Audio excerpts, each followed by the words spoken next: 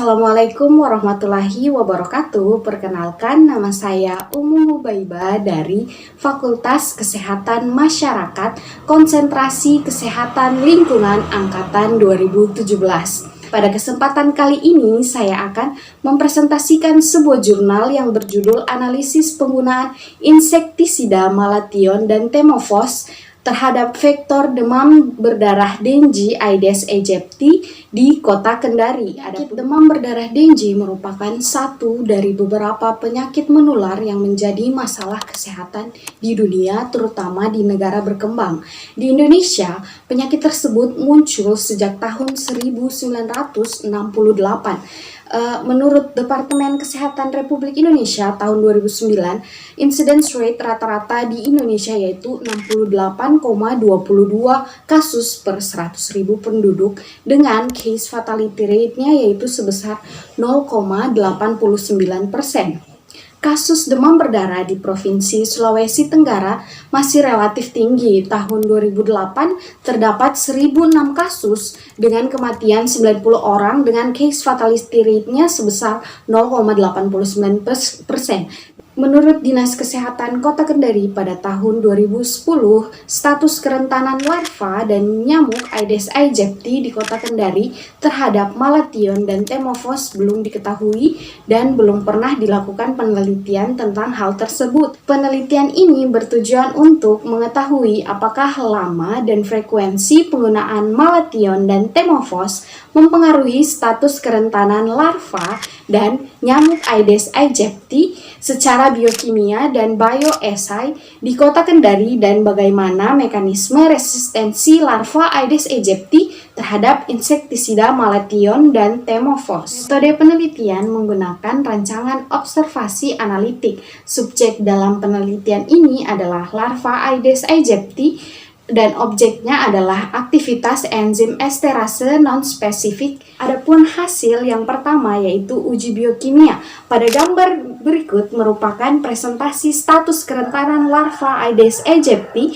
terhadap insektisida organofosfat berdasarkan uji biokimia secara kualitatif. Pada gambar di samping menunjukkan presentase populasi larva nyamuk Aedes aegypti resisten tertinggi terdapat pada Kelurahan Kadia yakni sebesar 60%. Sedangkan yang terendah untuk kelompok resisten tinggi ada pada populasi di Kelurahan Abeli yaitu 13,3%. Presentase populasi sangat rentan tertinggi pada Kelurahan Abeli yakni sebesar 50% dan terendah pada Kelurahan Kadia sebesar 10%. Hasil ini mengindikasikan mayoritas larva uji yang berasal dari 5 kelurahan di Kota Kendari secara biokimia kualitatif didominasi status toleran yang mengarah resistensi. Status kerentanan larva nyamuk Aedes aegypti dari hasil uji biokimia kualitatif tidak jauh berbeda dengan hasil uji biokimia secara kuantitatif.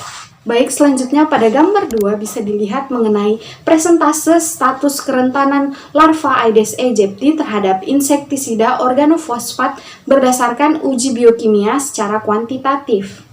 Pada gambar ini terlihat bahwa Kelurahan Kadia dan Rahandouna memiliki sampel resisten terbesar yaitu sebanyak 86,67%. Bahkan kelurahan tersebut tidak terdapat kelompok kategori rentan. Selanjutnya itu presentase populasi rentan terbesar terdapat pada Kelurahan Kasilampe yaitu sebanyak 23,33% dan terendah pada Kelurahan Kadia dan Labibia. Adapun hasil yang kedua yaitu mengenai uji bioesai larva Aedes aegypti terhadap larvisida Temofos bisa dilihat pada tabel berikut ini yang menunjukkan bahwa mortalitas larva nyamuk Aedes aegypti di Kelurahan Kadia, Labibia, dan Abeli Dalam yang rentan terhadap insektisida organofosfat yaitu sebesar 100%. Hal ini menginformasikan bahwa larva nyamuk yang berasal dari Kelurahan Kadia, Abeli Dalam, dan Labibia masih rentan terhadap larvisida Temofos. Selanjutnya Kelurahan Rahandouna memiliki mortalitas larva sebesar 89,3% dan Kelurahan Kasilan P memiliki mortalitas larva sebanyak 73,3%. Hasil uji bioesai larva Aedes aegypti terhadap Thermophos menunjukkan Kelurahan Rahandouna statusnya toleran dan Kelurahan Kasilan P statusnya adalah resisten.